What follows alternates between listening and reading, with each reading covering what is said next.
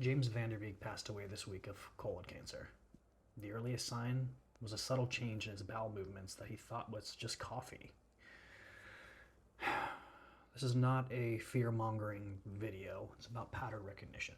So James Van Der Beek passed away on February 11th after publicly sharing that he had had stage 3 colorectal cancer. He looked healthy originally, he was functioning, and like many people under 50, cancer wasn't even on the radar. But here's what the data says. Colorectal cancer rates in adults under 50 have been rising for decades. It's now one of the leading causes of cancer death in younger adults, adults under 50. A large analysis of more than 5,000 early onset colorectal cancer cases identified 4 warning signs that are often showing up months or even years before diagnosis.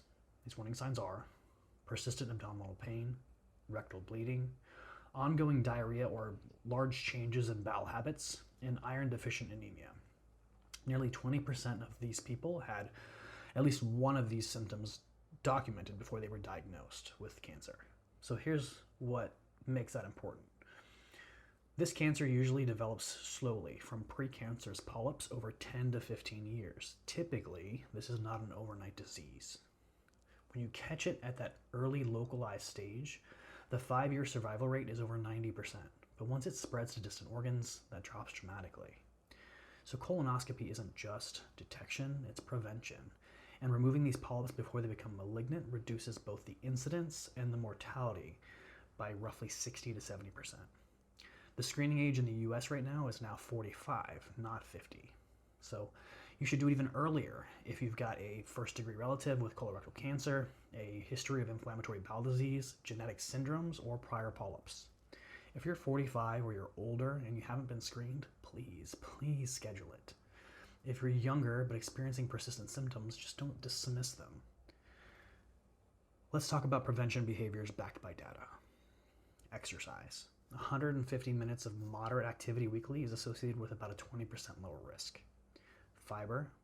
Around 25 to 38 grams daily from whole foods, legumes, oats, vegetables, fruits is consistently protective. Reducing processed meat. So as little as 50 grams daily, so about 2 slices of bacon, shows an associated risk of increasing cancer by about 18%. Limiting your heavy alcohol use and maintaining a healthy body composition.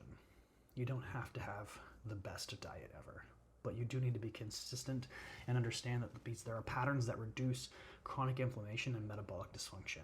And most importantly, if something feels persistently off, bleeding, fatigue, unexplained anemia, bowel habits that change, lasting more than 2 weeks, please get evaluated.